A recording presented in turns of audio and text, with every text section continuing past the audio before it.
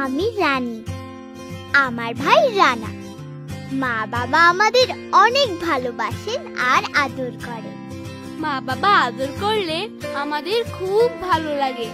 মা বাবা ছাড়াও আরো অনেকে আমাদের ভালোবাসেন ও আদর করেন, তাও আমাদের ভালো লাগে। আবার কারো কারো আদর করা বা স্পর্শ করা আমাদের ভালো লাগে না।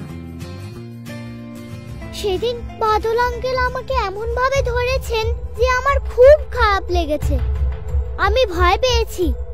তখন আমি ছুটে মায়ের কাছে গেলাম। মাকে বললাম, মা, বাদল আঙ্কেলের ধরা আমার একদম ভালো লাগে না, তাকে আমার ভয় লাগে, সে খুব পচা। মা আমাকে আদর করে কাছে টেনে বললেন, বাদল খুব খারাপ, সে তোমাকে লোভ দেখিয়ে কাছে ডাকলে অথবা জোর করে ধরতে চাইলে তুমি সাথে সাথে আমাকে জানাবে। বাদল ছাড়াও আপনজনদের মধ্যে কেউ কেউ এ ধরনের আচরণ করতে পারে, সেটাও জানাবে। ছোট ছেলেরাও এ ধরনের পরিস্থিতিতে পড়তে পারে, তাদেরকেও এ ধরনের খারাপ মানুষ থেকে সাবধান থাকতে হবে। আমাদের পরিবারের কাছের মানুষজন আমাদের আদর করেন, ভালোবাসেন, বিভিন্ন কাজেও আমাদের ধরেন বা স্পর্শ করেন, যেমন গোসলে সাহায্য করা, কাঁধে বা পিঠে হাত দিয়ে প্রশংসা করা, মা বাবার আদর করা, ভাই বোন খেলা করার সময়, কখনো কখনো ডাক্তার শরীর পরীক্ষা করার সময়ও শরীর স্পর্শ করতে পারেন।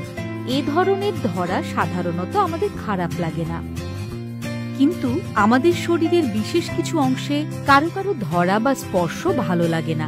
যারা এ ধরনের খারাপ কাজ করে তারা বিষয়টি গোপন রাখার জন্য বা কাউকে না বলার জন্য ভয় দেখায়। আমরা এখন জানি আমাদের শরীরের এই অংশগুলো একেবারেই ব্যক্তিগত। আমাদের শরীরের ব্যক্তিগত অংশ কেউ খারাপভাবে ধরলে বা স্পর্শ করলে এবং খারাপ কথা বললে আমাদের কি করতে হবে তাও আমরা জানি। 1. না বলবো। 2. চিৎকার করব। 3. দৌড়ে সরে যাব। 4. মা বাবা, শিক্ষক বা কাছের মানুষের কাছে বলবো। মা বলেছেন, বাদল ছাড়াও কিছু দুষ্টু লোক আছে যারা ছেলে মেয়েদের বিভিন্নভাবে লোভ দেখিয়ে শরীরের ব্যক্তিগত অংশগুলো ধরে বা স্পর্শ করে এবং খারাপ কথা বলে।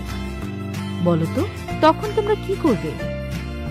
অপরিচিত কিংবা পরিচিত কারো দেওয়া কোনো খেলনা বা খাবার নেব না এবং খাবো না। কেউ কোথাও নিয়ে যেতে চাইলে মা বাবাকে না বলে যাব না।